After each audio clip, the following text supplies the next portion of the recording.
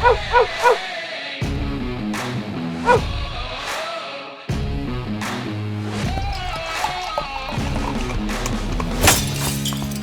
to another edition of the Dogger Pass Podcast. This for UFC Vegas 72. This episode of the Dogger Pass Podcast and all episodes of the Dogger Pass Podcast are brought to you by PrizePicks. Use promo code DOP when making a new account to get a match up to $100 on your first deposit. Producer Megan on the 6, Cody Saftic on the line, breaking down it's 11 fights. There's 11 fights for us to bet potentially this week, Cody. I mean, you always, you got the PRP and all that. You're always in on everything to some sort of degree. But I look at the card and I think it's kind of like, pick a few spots.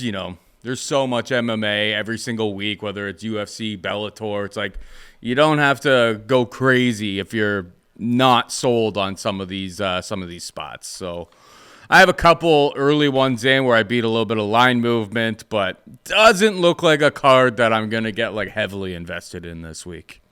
What's your initial thought? I keep trying to make my big triumphant comeback and hit some big long shot parlays, but every week in and out, it's just very tightly contested, bad bounces. What can you do, right? Going into this week, I want to be optimistic. I want to say the same thing I say every week. Yeah, let's get these parlays going. But the fact of the matter is, everything's like 50-50 fight, greasy. I wouldn't call it low level. I would just call it competitive matchmaking for the most part. So you don't necessarily have to go crazy. That being said, sometimes these low-key cards are the ones we do good on. Plus, it's only 11 fights, so, smaller sample size to go over. Hopefully go in and get some winners. Yes, sir. I mean, Pav 1 last week was the play of the week, which bailed me out. Did not Bakary that thing. I mean, it was a big night. It was a big night for yours truly if that doesn't happen with 39 seconds left. But that's the game we play. You're betting on humans. You're betting on human error in terms of the reffing, the judging. It can be tough. It can be tough in this game sometimes. You know what, Paul? So last weekend got a main event underdog, and Sergey Pavlovich goes out there plus money and does the damn thing. Plus, we talked about his win condition was obviously the knockout and the under 1.5. So everything goes good in the main event.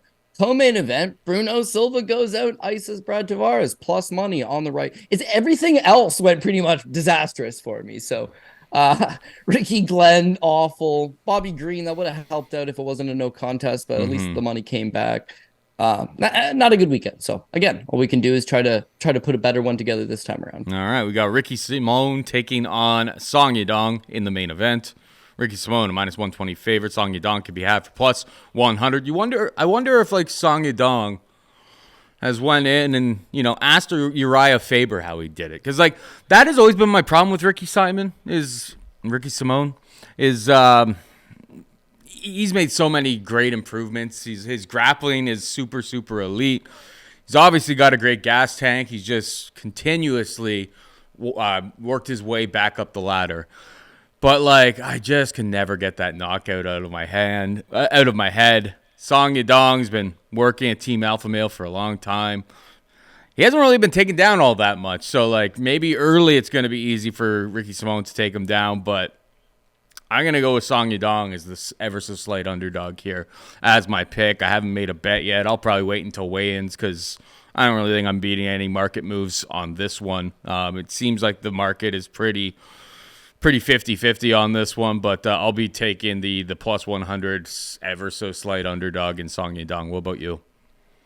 Yeah, this is a fight that I don't got a bet on yet either. A 50-50 fight, and the market sees it exactly the same way. I think both guys have more than enough talent and capabilities to defeat the other man. It just depends who's going to be able to go out there and employ their game plan to the best of their abilities. Song Yadong, I think is the superior striker. He's got the superior power. You see him go out there and give guys like Corey Sandhagen everything that they can handle on the feet. He is an elite striker. I think he's more durable than Ricky Simón, and if this thing is a stand-up battle, yeah, I would think he probably clips him at some point. But Ricky Simón's striking's come a long way, man. He used to be a guy with zero pop in his hands that didn't necessarily go out there and knock guys out. And then the Rafael Assunção fight completely ices him, usually mostly striking and just pressure forward, let his hands go, clips him, knocks him out. And then his last fight with Jack Shore, people will remember it for him absolutely dominating Jack Shore on the canvas, but he also cleanly dropped him. His hands looked a lot better in that fight. So I don't think he knocks out Song Yadong, but I think his striking's actually come a long way. He just needs to use it long enough to pressure forward, get Song Yadong up against the cage, and then hopefully take him down. I think that would be the key. If you want to look at spots in Song Yadong's career in the UFC anyways, where maybe he struggled, his fight with Cody Stamann. Stamann comes forward the entire time, takes him down 5 times. The fight ends up being a draw. Bullshit draw. Should have been a Cody Stamann win. Song Yadong got lucky there. But again, got taken down 5 times, largely controlled, out-grappled, and it was also that forward pressure. His fight with Marlon Vera, he struggled late in that one, but gave up 2 takedowns. His fight with Kyler Phillips, close decision, but he gave up 3 takedowns. That's the reason he lost. Gave up one against Casey Kinney, and then gave up one against Corey Sandhagen. So Ricky Simón is an elite level wrestler, so elite that he took Merab Dvalishvili down twice. Got taken down 6 times himself, but he pretty much takes everybody down. Jack Shore is a high level wrestler, high level judo guy, good grappler, I should say. Took him down with ease and then controlled him. Pretty much everybody he's wanted to ground, he's been able to get the takedowns again. So in a 3-round fight, I'd feel a lot better about it because he could maybe just win those early rounds and then survive that third. In a 5-round fight, Song Yadong will have more opportunities to get back up to his feet and hopefully land that kill shot. But I like what I see out of Simón. Pressure wrestling, pressure striking, cardio for days, fights at an elite level. And as long as he doesn't get chin checked, hopefully just run Song Yadong backwards. And that's where Song Yadong doesn't really have his most success. So, you got Song Yadong. I don't think you feel great about it. I'm going to take Ricky Simón. Don't feel great about it. But again, we'll see if Wayne's changes anything. All right, we move on down the card to the biggest favorite on UFC Fight Night, or UFC Vegas 72. Caio Borralho takes on Michał Oleksiejczuk. I will refer to him as Mikey O for the rest of this segment, as we always do, because that is just an absolute mouthful. Borralho is a minus 375 favorite. Oleksiejczuk, I lied already. Mikey O can be had for plus 310. Cody, I don't get this line. I know Caio Borralho, very, very smart fighter. He's put on some decent performances. He showed some really good promise. Takedowns are definitely on point. But he's really struggled to finish guys in the UFC. He's had opportunities to absolutely just maul guys, and he hasn't really found those submissions. Like Makhmud Muradov, they go to decision. Armen Petrosyan is able to take him down 4 times. They go to decision. I mean, Makhmud Muradov was able to take him down twice. Like, that was a really, really greasy decision. And then they hang a minus 375 on him. Mikey O, what do we know about him? He used to fight at 205. Was super undersized for that division at 185. Guy could be a wrecking ball. If he can keep this fight upright, fight at his pace, because Caio's going to try to wall and stall, take him down, slow down the pace, grind him out. And I mean, Mikey O hits hard at 205. At 185, we've only seen it once, but yep, he hits hard at plus 310. And I haven't even looked at the props on this yet. Mikey O seems kind of live to me. Or talk me off the ledge, or do whatever you got to do. Yeah, generally when you get these big plus money guys, they don't really have a huge path to victory, at least not an obvious path to victory. But at least in Mikey O's case, 100%, man, he's a superior striker. He's got massive power in his hands, and he was never a 205er to begin with. 185 is his natural weight class, carries down that power. He was a hard hitter at light heavyweight. As a middleweight, even more so, better striker. He can keep this fight standing. I just don't know if he can keep the fight standing. At least if he gets taken down, try to get back up. But again, I think that's what Caio Borralho is at his best, is that when he takes you down, you don't really go anywhere. I'll give Mikey O his due. This guy smacks hard. But here's 2 things about him. 1, his grappling's not great. 2, I don't know if his cardio is all that good. When you look at him at 205, you can make the excuse he's fighting up a weight class against larger men, but he's a 1-round guy. He needs to go out there and finish you in the first round. If you look at almost all of his wins, he generally gets it done pretty easy. His last fight was his debut at 85. He knocks out Brundage in the first round. Before that, Sam Alvey, first round. Shamil Gamzatov, first round. Gazmora Antigulov, first round. Jean Vellante, first round. So every single win he's had in the UFC, he's done in the first round. When he loses is when it's prolonged past that. He also tends to give up a fair bit of takedowns. And then when he is getting taken down, his grappling's not all that good. People remember the Ovin St. Preux fight where he dominates Ovin St. Preux to the tune of a 10-8 round in the first round. And then the second round, gassed out, he ends up getting Von Preux choked. In his next fight against Jimmy Crute, he got taken down. He got Kimura almost right away. So problematic to say the least. Even in his last fight against Cody Brundage, cool, knocked him out in the first round, got taken down 3 times in that fight. So the difference between Cody Brundage and Caio Borralho is when Caio Borralho gets a takedown, he generally just doesn't give you that space to get back up. I think the takedowns will be there. Most guys have been able to utilize them. The grappling should be there. Yeah, he's giving up the striking advantage, but he has the grappling advantage. He has the wrestling advantage. He has the cardio advantage. Those are all advantages that would cause me to pick him, which I am. But minus 375, I think I can agree with you. Not a great price tag, but I think he most obviously. Here's the other great thing, okay? So he debuts on the Contender Series, Borralho does, and he's fighting Aaron Jeffrey. And they call him the fighting nerd. He's got a neck tat. He looks like a badass, but all the same, comes out with his glasses. He's the fighting nerd. Okay, fair. Goes out there and out-grapples Aaron Jeffrey easy, but it's a boring fight. So Dana says, I'm not going to give you the contract even though you won. Come back. Comes back, wins over the worst guy you've ever seen. Finish that fight. But what I'm getting at is, comes to the UFC, and his 3 fights in the UFC have not been very entertaining. Not very entertaining at all. But they're very smart because he is the fighting nerd. He's very smart. And the smart thing to do is to just backpack these guys, which is what he does. And yeah, could he be trying to finish? Yeah, maybe he is, but he's not going to overexert himself. He's not going to put himself in a bad spot to do it. He'll just backpack you and win the rounds. He's cool with doing it. It's what he's been doing it because he's got high ring IQ. And high ring IQ sometimes leads to boring fights. John Jones is terribly boring. High ring IQ. George St. Pierre, pretty much boring for the most part, unless he's fighting a drunk Michael Bisping. High ring IQ. High ring IQ is not necessarily stand and bang in the middle of the ring, right? That's just entertainment. So I think Kyle will do the right thing, which is use his grappling, which is the easiest path to victory for him here. So I do think he's going to win. Live underdog, sure, it's MMA, and I've been getting crushed on these live underdog guys that can bang. So Mike Keogh's in play for sure, just not for me on my parlays or on my official picks this week. Yeah, while you're saying that, I found a Mike Keogh by KO plus 650, and I couldn't help myself. I took a little dabble of that because that is wild, and that's how he wins most of his fights.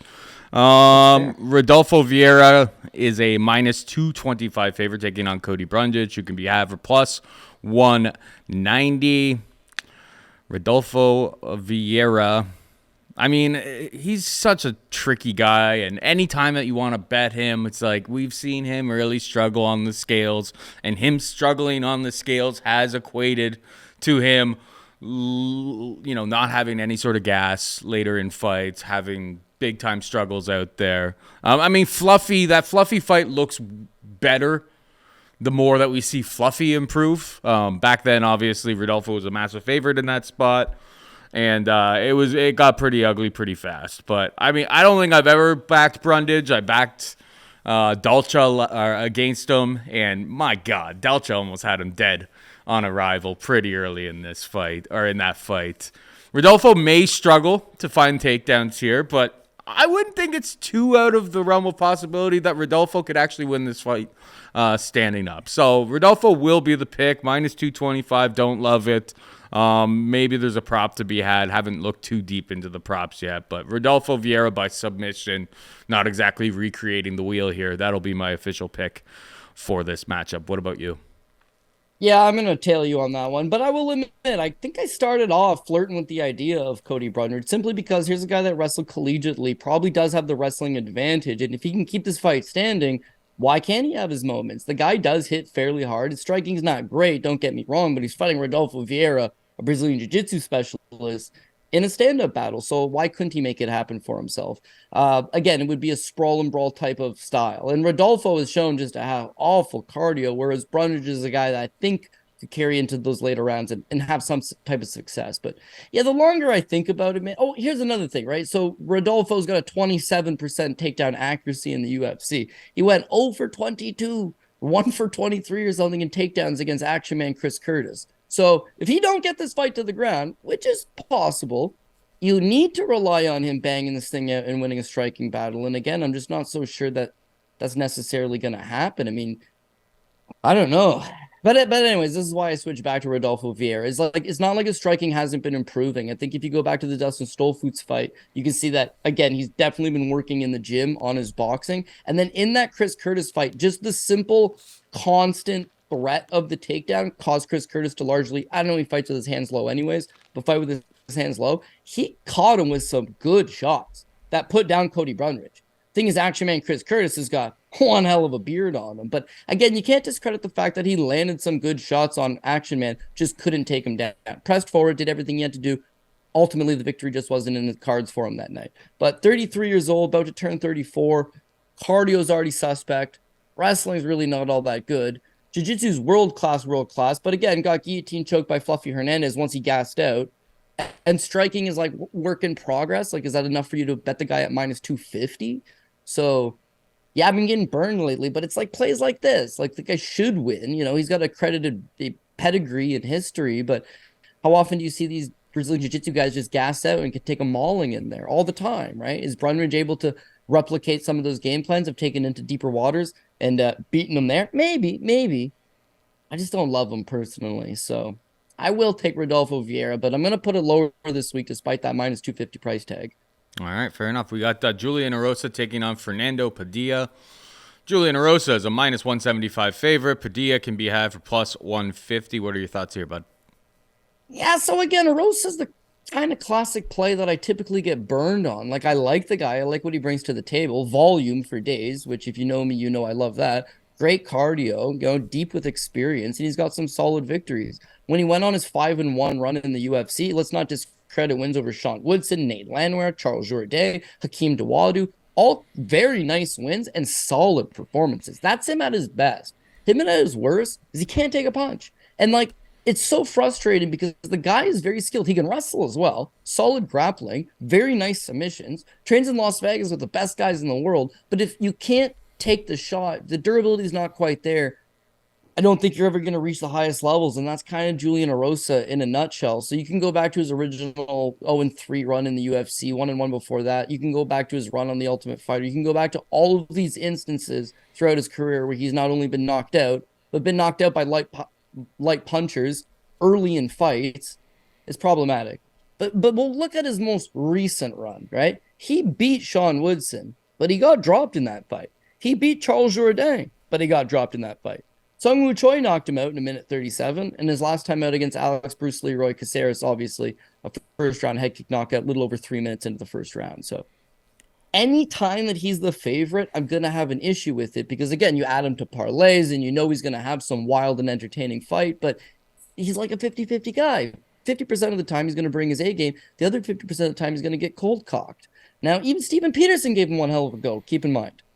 So what does Padilla bring to the table? What could Padilla possibly do? Well, Padilla's got some decent power standing. You know, he's got some decent firepower, and I think that he does got enough to potentially catch Julian Erosa. The other thing is Erosa kind of is one of these quirky guys that at 6'1" for the weight class is very long and hard to get a beat on. Doesn't fight like a tall guy, but I think because he is long, he gives guys problems. Padilla also 6'1". He's a long guy, hits hard, a decent cardio, you know, LFA veteran, but at least has fought in some decent guys at the LFA level.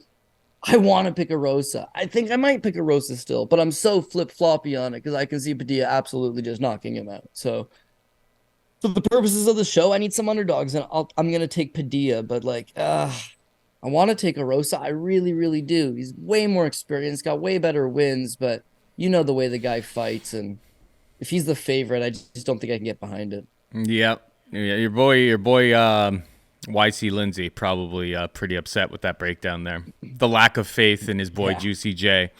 But yeah, that Bruce Leroy knockout is very hard to get over to, particularly when there's a minus number next to his name right now. And it's the same thing. It's like he's super, super talented. He's super, super exciting. Love having him in the UFC. Makes the UFC a better place when Juicy J is in there. Like we love watching his fights. This is probably going to be another super, super banger. What is the big question here is what's the under 1.5, the under 2 rounds? Is that actually, or is that a typo that I made? That's what I'm looking at. I'm like, am I seeing this right? Yeah, no, that's a typo on the sheet that I handed you, I believe. Yeah, most definitely a typo on that. So disregard. It said plus 205, and I'm like, there is no way. I'm like, okay, let's back up the Brinks truck. No, it's a lot more reasonable. I think it's like minus 150 to the under 2.5, which is probably pretty accurate. Don't mind What is this Padilla's guys like grappling like? Because on PrizePicks, Erosa takedowns is at what, like 1.5. Obviously, you run into the risk of. I considered that. Yeah, like that's kind of. But like then you're relying on Juicy J not just coming into a fight and just being like, let's throw, and that's what he likes to do. And he lives by the sword, he dies by the sword. I don't know enough about this Padilla guy to pick him, to be perfectly honest. So I'm gonna be picking Julian Erosa, but ever so cautiously, because that chin can get cracked and has got cracked. And yeah, Caceres is not a punishing finisher by any stretch of the imagination. So that's a really tough one to get around. Rosa's going to be the pick, but there's no way I'm touching that with my money. We got Marcos Rogerio de Lima taking on Waldo Cortes-Acosta. Rogerio de Lima is a minus 155 favorite. Waldo can be had for plus 135. We always say these things, and it's kind of a bit of a cop-out. And, in fairness, at heavyweight, Marcos Rogerio de Lima, if he's able to take you down, if he's able to just maintain top control, which is probably what he's going to be doing in this fight as a strategy, the gas tank holds up pretty good. If you really make him extend, if you make him work for those takedowns, I'm still not convinced this guy has 15 minutes of cardio. I think De Lima does land takedowns here early against Waldo, who's really been really untested pretty much in the grappling department to this stage in his early career. But we get outside of 5 minutes, I think Waldo could definitely knock him out. I'm going to pick Waldo Cortes-Acosta, but probably a fight I'm more interested from a betting perspective in the live markets. Or maybe sprinkle like a late prop if the number's right. 100%, man. So you and I talk about it all the time when you got really low-level heavyweights or even low mid-level heavyweights that the plus money guys always got a shot at this weight class. And Waldo Cortes-Acosta, 100%. This is a low-level heavyweight fight. Him at plus money, definitely looking for a little bit of action there. Rogerio de Lima just falls in the category of guys that I'm unwilling to bet ever, never, because I really don't think he's all that good. That list of guys has Ronnie Yaya, who you saw go out there and have an abysmal performance last weekend, but also Claudio Silva. Oh, awful Claudio Silva.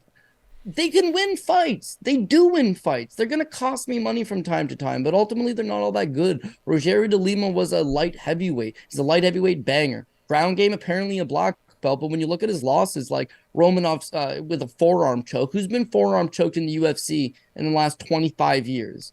Yeah, one guy, him. And he's a Brazilian Jiu-Jitsu black belt, for the record. His fight with Stefan Struve, drops him in the first round, lies on top of him, second round huffing and puffing so bad Stefan Struve just puts him away. This guy, again, Brazilian Jiu-Jitsu black belt. His grappling's not all that good. He's got decent power, I'll give him that. But as a heavyweight, I just don't know what he brings to the table. He's not super fast. He's not super explosive. He's super, lumbering. His cardio is no good. He makes terrible decisions while he's in there. And yet the guy wins fights, man. He's got some crazy power to him. So that's the one thing you can't take away from him is if you can go out there and knock you out, you're going to have some problems. Now, when I look at Acosta Cortez, he's way better boxing for sure, right? Not a guy that hits particularly hard. He's got pro boxing experience, and he's more of a touch and go guy. Lots of volume. You saw that in the Chase Sherman fight, and a good gas tank because, again, he's not loading up on these any one strikes. So that first round should be Rogerio de Lima's because he's going to come hard. He's going to land those big bombing shots, whereas Acosta Cortez is looking to just kind of put money in the bank and tire him out into those later stretches. So I agree with you there. The other thing is the dude got taken down by Chase Sherman, out-grappled and lost the first round against Chase Sherman before Chase gassed out. So not a good spot to be in against Rogerio de Lima. You might get taken down in the first round. You could get hurt in the first round. You could get beat up in that first round. But if he can survive that first round, you might get an even better plus money tag on him and live in the second and third round by simple virtue of Rogerio de Lima is not a good fighter. This thing goes beyond the first round.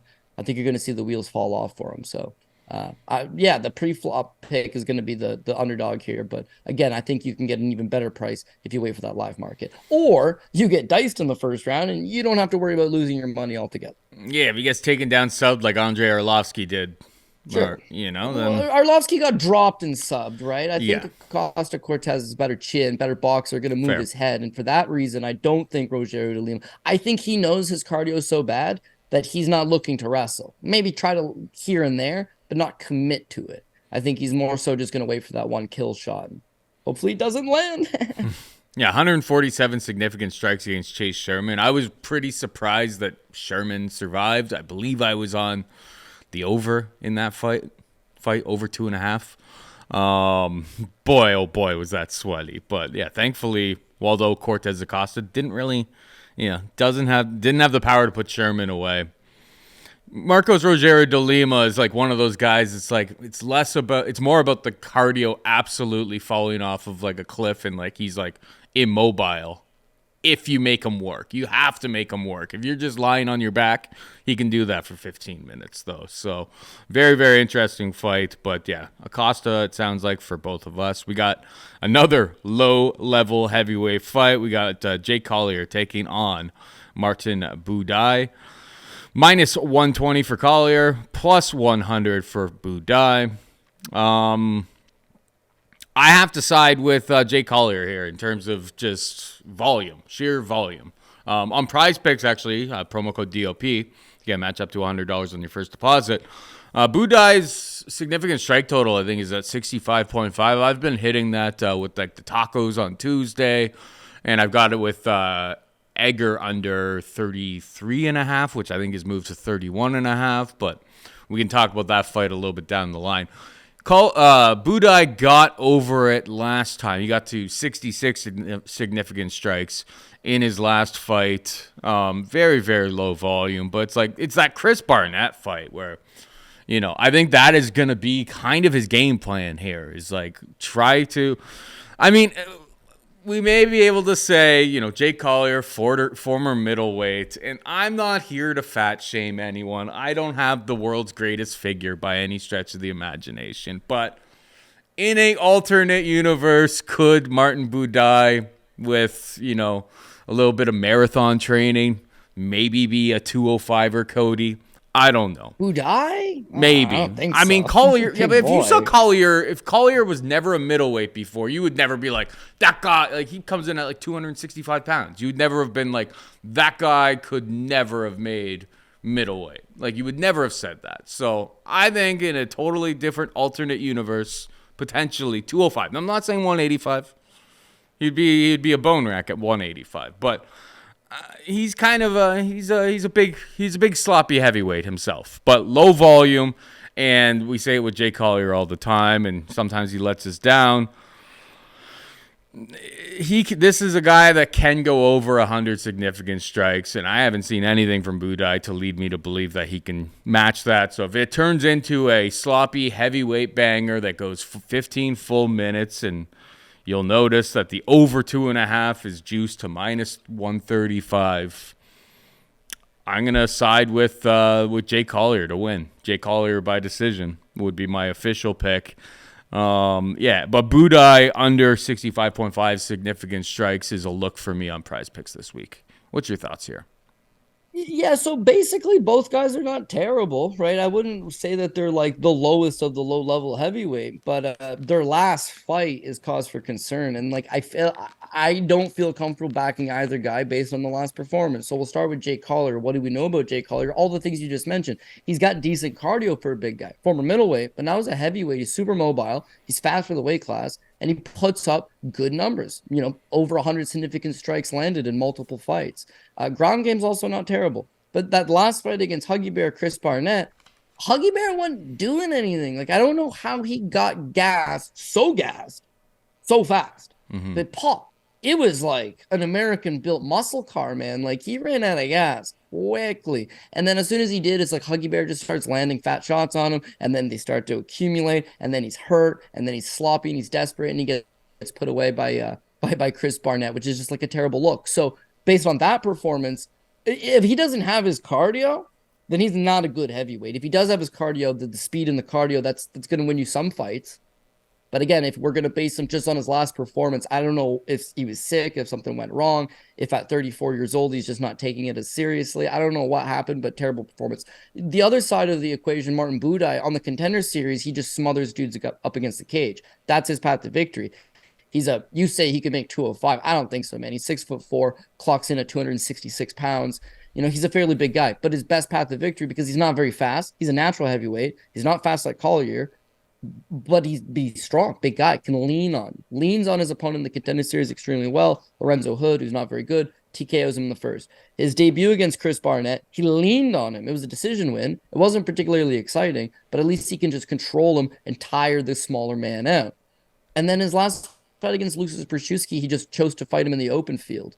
And as a result, he got doubled up on the striking numbers and should have lost that fight. I had bet him under the pretense he was just going to push him up against the cage and wear on. Didn't do that. Fought completely unlike himself. Had a terrible performance. Should have lost. So if he fights Collier in the open field and tries to strike with him, dude, Collier is going to just put up 100 significant strikes, beat this guy, same way as Brzezinski, but probably gets the decision victory.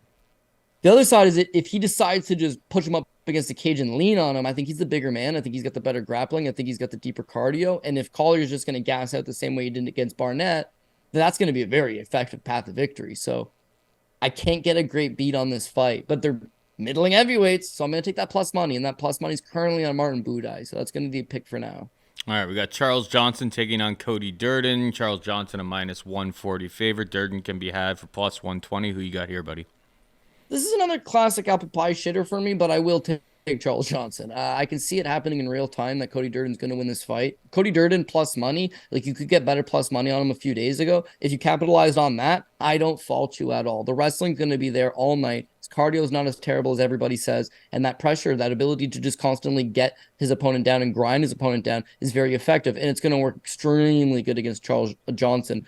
It just gives up takedowns left, right, and center. Now, he's got an excellent get-up game. I've always said that. He gives up lots of takedowns. You can see in the LFA, 5-round cardio, gives up the takedown, but again, always gets back up. And when he gets back up, here's a guy with some pro boxing experience, spent time in Thailand, nice striking, good volume, solid cardio. Charles is going to push a lot of guys. I think he beats Cody Durden.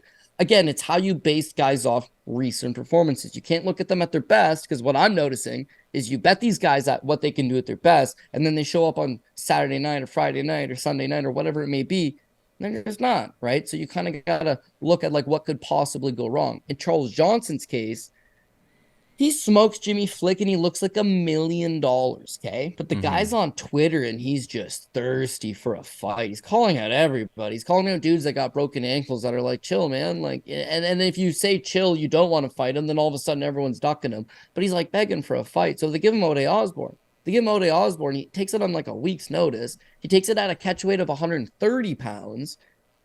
And he looked awful. Like, Ode is not known for his wrestling, and Ode took him down 3 times. Ode was able to control him, whereas Johnson usually a lot better at springing back up.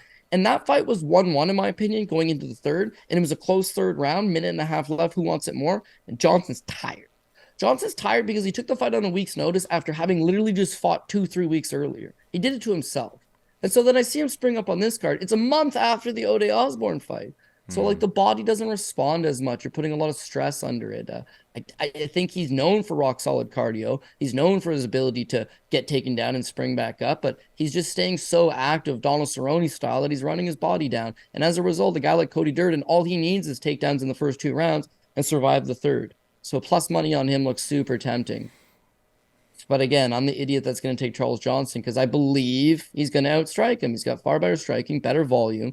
Durden's not known for his volume. Sure, he'll get some takedowns, but then he's looking for control time. And it's hard to rack up long periods of control time against Charles Johnson. You can take him down.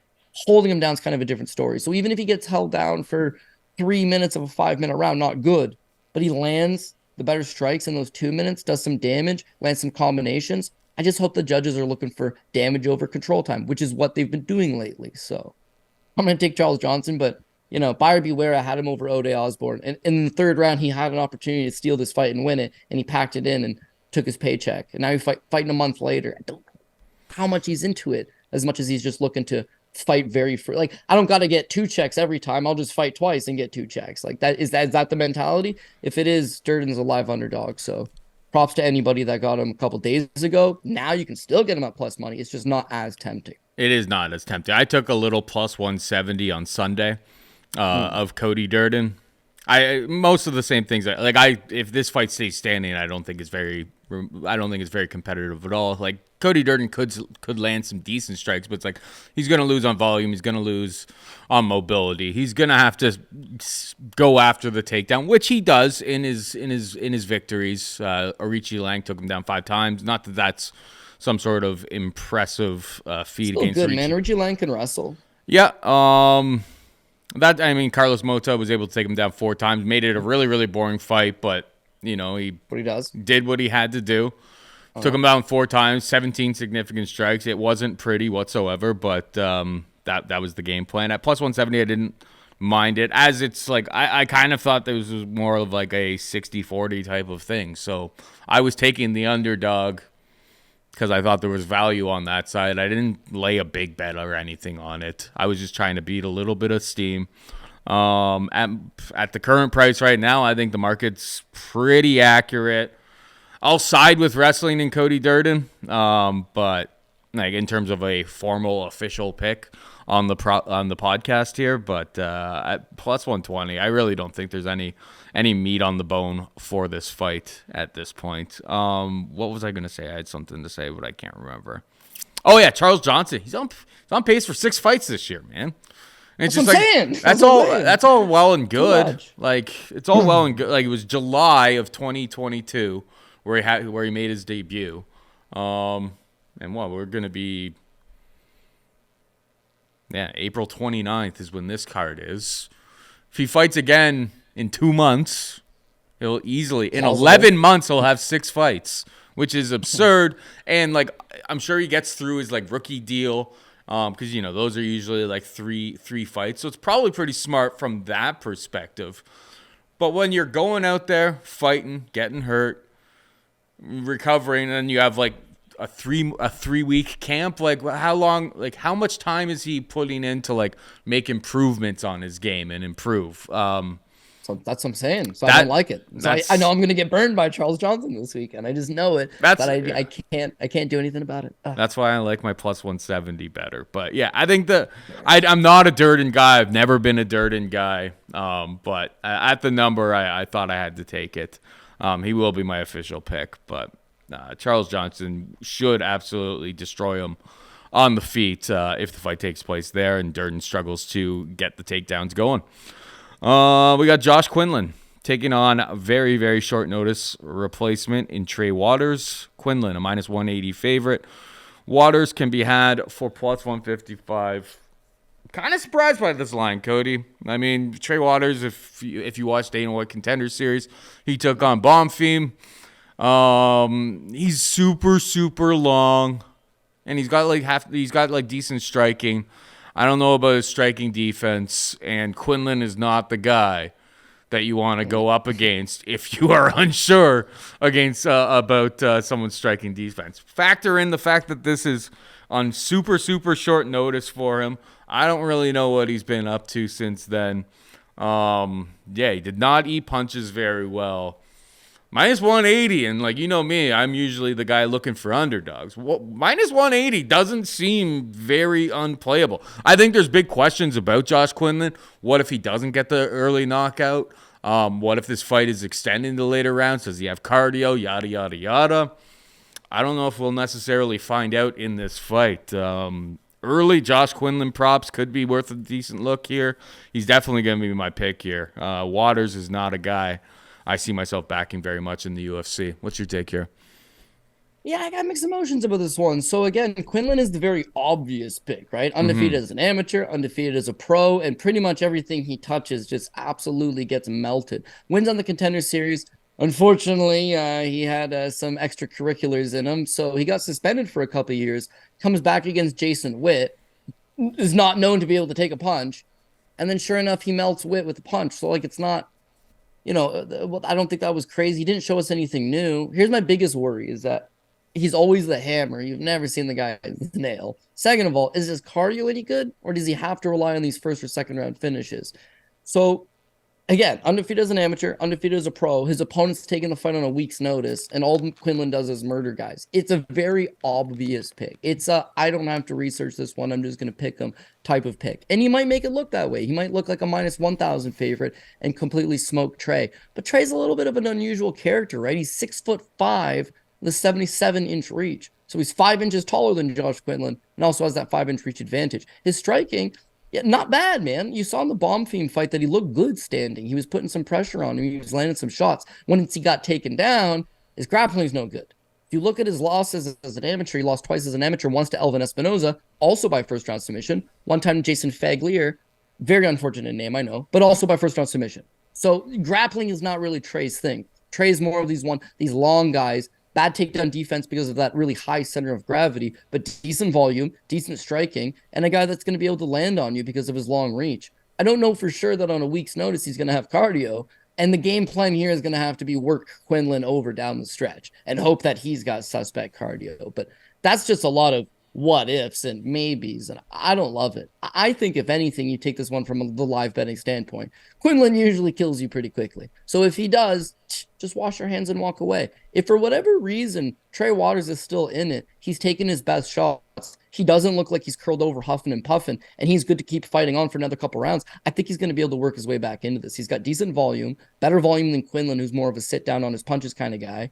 And again, against Bomb Fiend, he looks good standing. Once he gets taken down, no good. You look at his last fight against Jalen.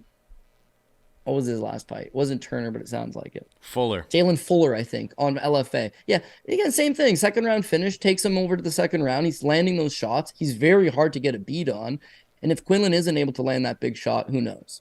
So, I don't know. As I say all that, and I'm like, I'm going to take that shot on Trey. Here's the two things that make me just not want to do it. One, week's notice, man. You can't really oversee that. That's a tough go. But when the UFC calls you and says, would you like to make your UFC debut? It doesn't matter if the guy's name's Magomedov and it's 3 days notice. You say, yeah, it's just what you do when you're on your very first fight of your deal, right? So I don't know if he's in great shape or not. Second thing is, 6'5", that's such a great advantage. It is, but those guys tend to stand very tall, and like Quinlan's gonna come over the top with a hell of a haymaker. So, I think your best path. What's the under 2.5?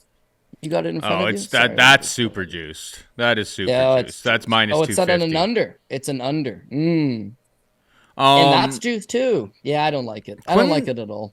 Quinlan's got a couple submissions on his record. Are we just disregarding because we've seen at the higher levels is mostly just him absolutely bombing on dudes and people and bodies hitting the floor? Does this guy have a little bit of a grappling game? Because that looks very exploitable with Trey Waters. Guys like Caio Borralho, the reason why they're so boring is they're so smart. And he would just know that's the path is the grappling and he would use it, right? Guys like Josh Quinlan, they knock everybody out. That's the path. Well, he's got 2 submissions on his record. Right? Like in his pro record. Yeah.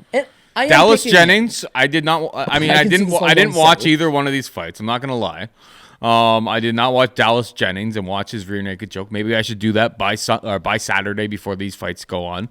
But yeah, and Aaron Thompson. I mean, the Dallas Jennings one shouldn't be hard to find. It's LFA 103. That should be on Fight Pass. I'm gonna go watch that. Maybe there's like a real super brain. What's the word I'm looking for? Big brain type of thought is like Quinlan by sub. That would be thinking in a different angle. Galaxy brain. Thank you, producer Megan. That was the term I was looking for. There could be something to that. I'll have to watch that fight before I do anything about it. Because like him in round 1 is like plus 190.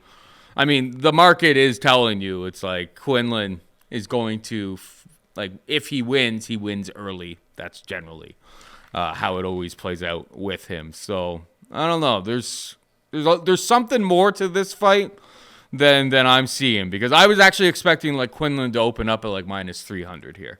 So the fact that it was like a lot. I mean, it opened at minus 150, and some action did come in on that minus 150, but I feel like I'm missing a piece of the puzzle because I really expected the line to continue to grow, and it hasn't. So I definitely have to look a little bit more into it. Sounds like both of us are picking Quinlan, and you are very hesitant in doing so.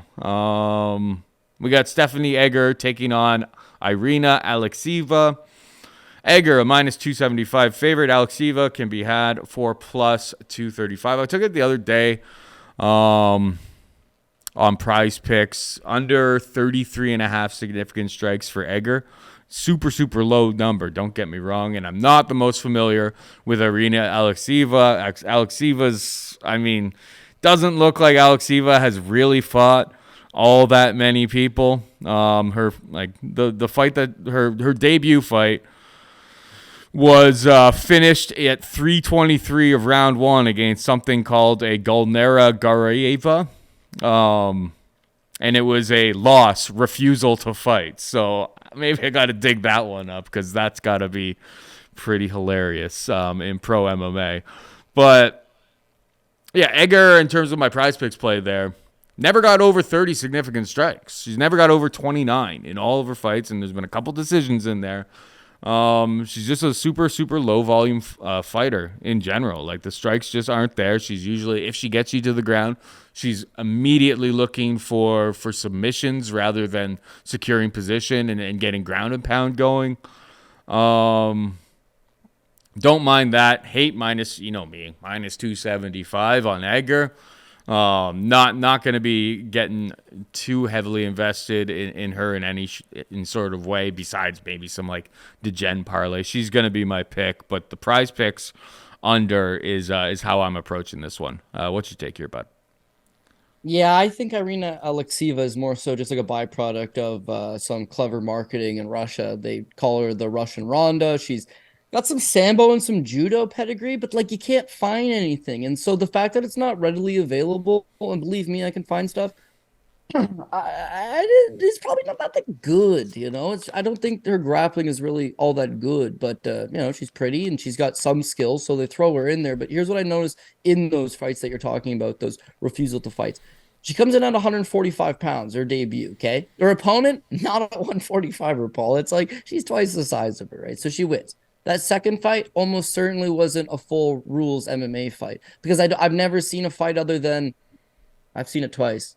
Kimbo Slice versus Dada 5000, they stood it up from full mount, and Bobby Lashley versus Chad Griggs, they stood it up from full mount. Outside of those two times, who stands the fight up in full mount? So I'm thinking it was like, hey, if this fight hits the ground, we're going to stand it up if you don't do anything within the first, which is the Sambo thing, right? Which is a lot of different rule sets. So I don't know how deep pro MMA experience she even has, but she's almost always the much larger fighter. This fight with Lilia Kazak, who actually does have a little bit of judo, doesn't look good in that fight. What you can see with her, she's very slow, but she's got some power. So she's a bigger girl. She's got some legitimate power.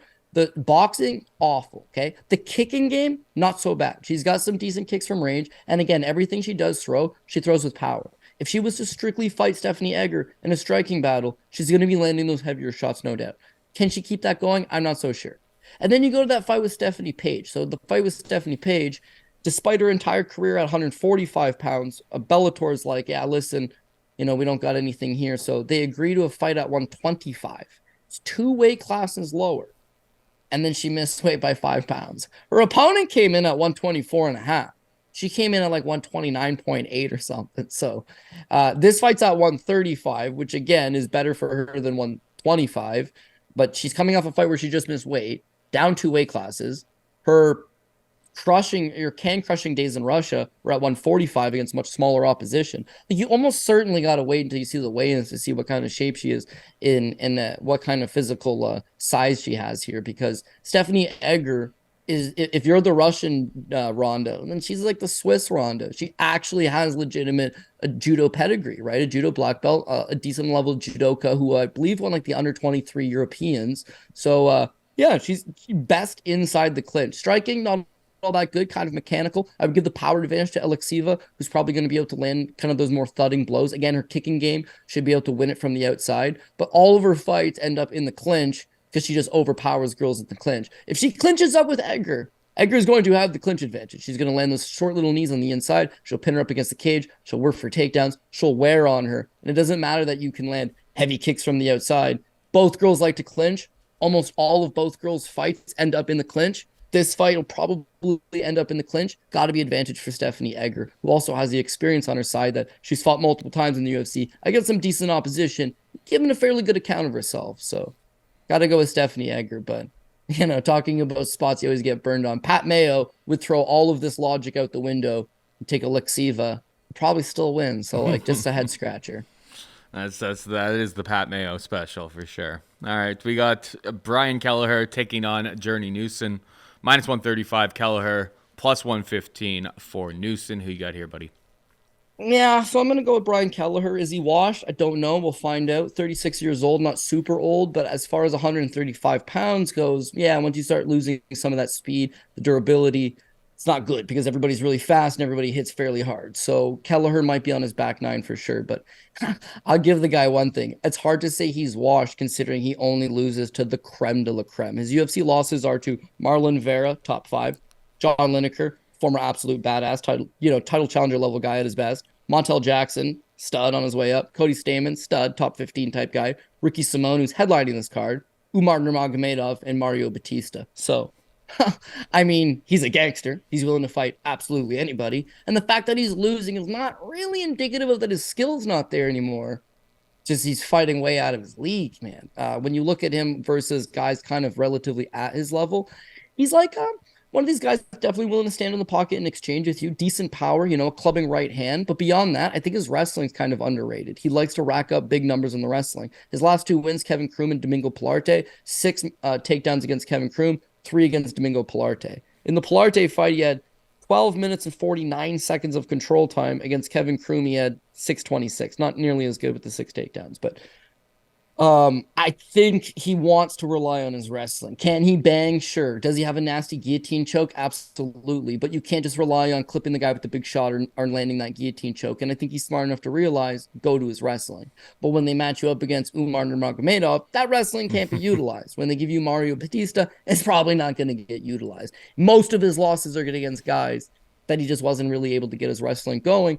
But I would see pass here against Journey Newson to potentially ground him and then just secure round time. Journey Newson, more of a jiu-jitsu guy, a little bit of boxing, likes those leg kicks from the outside, has some decent enough power, enough to clear cock a guy like Brian Kelleher just because of his reckless style. But at the same time, not necessarily enough to say that he's just going to absolutely knock him out. To me, it's the takedown defense. How does that check out? In his fight against Sergey Morozov, he gives up 6. In his fight with Ricardo Ramos, which is his UFC debut, and by the way, that's like 4 years ago, he gave up 3. In between, though, Domingo Pilarte, not a wrestler. Randy Costa, not a wrestler. Fernie Garcia, not a wrestler. So those guys don't take him down. The guys that do want to take him down are able to do so and rack up some control time. Kelleher probably tries to get back to that version of himself and rack up control time. So I would take Brian Kelleher. I would also be greedy enough to chase it by Brian Kelleher by decision. Go back to, again, his last 2 wins, both decisions, both utilizing the wrestling. 36 years old. He's looking to get both paychecks because he doesn't want to fight 6 times like Charles Johnson. So he'll fight the smart game plan, I think, and hopefully just take him down and play it safe. That's got to be a spicy meatball that you're talking about there. That prop, what is the price on that, Cody? I mean, I don't really understand. He's a decision winner. Journey Newson's durable enough. I don't think they're crazy. What we got Prime Kelleher. Oh yeah, it is juiced. He's a finisher. It is juiced to the over 2.5 rounds.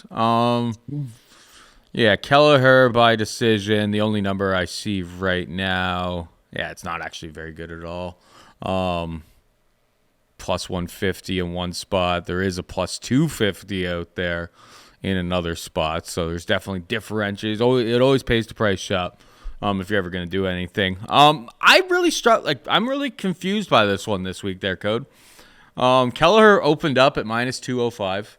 And then money has just been piling in on Journey Newson. But I see a lot of the same things as you. It's like, I think we're dealing with a guy who's not exactly a great grappler by any stretch of the imagination, taken down 6 times against Sergey Morozov.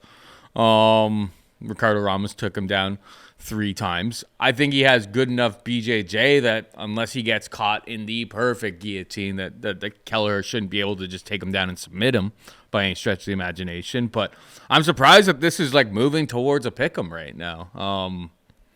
Maybe it's just they think that Journey Newson is going to clip him, but then why is the over so so juiced. Like, I'm I've got lots of questions about this fight in general. Really don't really understand. Card, bro. This whole card's tough. Oh, I just don't really understand what the market, like the market. Yeah. I was surprised. Like, I thought maybe some people take a little bit of action on Journey Newsom right out of the gate, but now that we're getting closer to a pick, I'm like, it may force my hand into a Brian Kelleher. I see a lot of the same things as you. Kelleher getting takedowns, sticking to the game plan, playing this one smart. Because frankly, even though it's not his fault, it's like taking on Mario Bautista and Umar Nurmagomedov is no easy task by any stretch of the imagination. You know what happens to people when they lose 3 straight fights in the UFC. This is kind of that fight that they can sometimes show you the door. So it's a put up or shut up type of fight. So I wouldn't be surprised if Brian Boom Kelleher, who is a bit of a goofy guy on like social media and stuff, like I wouldn't be surprised if he takes this one very, very seriously, looks at the game plan that needs to be implemented here, and really relies on that wrestling. And yeah, I see it the same way as you. Brian Kelleher by decision is my pick. I'm going to continue to watch this market continue to move, and we'll see after weigh-ins. May be forced to play a little bit of Brian Kelleher, not going to lie. All right, we got finally, we got Jamey-Lynn Horth taking on Hailey Cowan. Jamey-Lynn Horth is a -145 favorite. Cowan can be had for +125. This is a line that flipped. I have some -103. Not gonna lie, Cody, I just more or less looked at her record and was just like 5-0 Canadian taking on Cowan, who, I mean, who knows if this fight actually happens, because like Cowan fights Cowan just kind of seems to pull out on fight day on weigh-in day. We're making habits here at this point with it. Tell me whether my Jamey-Lynn Horth bet is good or bad, Cody, because I haven't watched tape on it. I was just like 5-0. Cowan seems like a fade to me. Didn't like her fight I've watched Cowan's Contender Series fight where like she was holding her opponent up against the cage. It was really, really greasy, really, really close. Wasn't very impressed with her skill set whatsoever, and then she's had all these weigh-in issues since then. So I took Horth -103. The market seems to agree with me. Do you agree with the market? Well, I wore my DraftKings hat because Hailey Cowan is the DraftKings killer. It's not actually completely her fault. The fight with Eileen Perez, she got ill like right before the fight, killer. And then her fight with Tamires Vidal was the one that pulled out. Both times medical issues, both times right before the fight.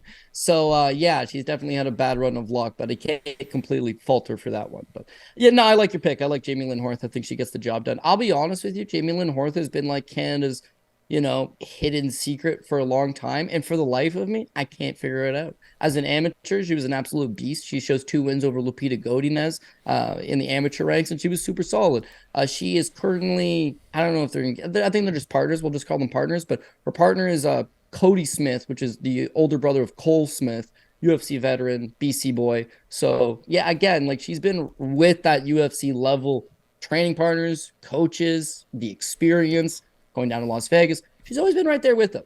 And then Cody, right, who basically manages her, this guy's messaged everybody in the game 100 times over, begging for fights for her. They want to fight. They want to fight whoever. And I never figured out how come this girl never gets a fight. It's not for lack of effort. Believe me.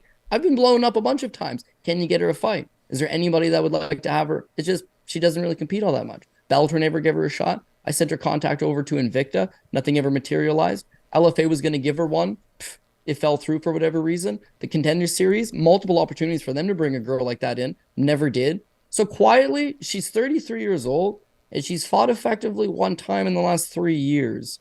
Her wins over Lupita Godinez are 2017 amateur fights. As a pro, she's fought since 2018. She has 5 pro fights in about 5 years, right? So not good. The other thing is, again, we talked about this earlier, when the UFC calls and you're debuting, you just say, yeah, I'm in. So when you look at Jamey-Lynn Horvath, all of her fights have been at 125 pounds. She's a 125er. But the UFC calls and says, would you like to fight Hailey Cowan at 135? You just say yes. You 100% just say yes. So Hailey Cowan's actually got some decent size for the division and likes to clinch, likes to fight in the clinch, likes to try to wear on opponents, doesn't want to hang at a distance, wants to make this a clinch type fight. So if she's able to do that, if she's a larger girl and she can make this a clinch fight, then she'll have success. But I think Jamey-Lynn Horvath, rock solid takedown defense and rock solid kickboxing skills. I think she just shoves her off, keeps it at range, lands the bigger shots, and wins this fight. So I agree with you. I think she wins. I think the line's still not so bad on it. People have figured it out. She was plus money, and now she's the favorite. But yeah, good way to kick it off. And I think Canada gets a win, hopefully. All right. The plays that I like on PrizePicks this week, Kelleher, more than 2 takedowns. Cowan, less than 60.5 fantasy score. Based off of you saying that she's going to struggle to get takedowns. It's like, that's kind of how I thought she would get over 60.5 on the fantasy score if she was going to do it. Buday under 65.5 significant strikes and Egger under 30.5 significant strikes. Bets that I am on this week as of Wednesday are... We've got Jamey-Lynn Horth, minus 103. Durden, plus 170. And Michał Oleksiejczuk, plus 650 by KO. Without further ado, Cody, hit him with the PRP. We're going to go with Ricky Simone this week. Even money pick. Caio Borralho, Rodolfo Viera, Fernando Padilla, dog number 1. Waldo Cortes-Acosta, dog number 2. Martin Buday technically would be dog number 3, but it's another even money pick, so we'll just leave it at that. We're going to go with Charles Johnson.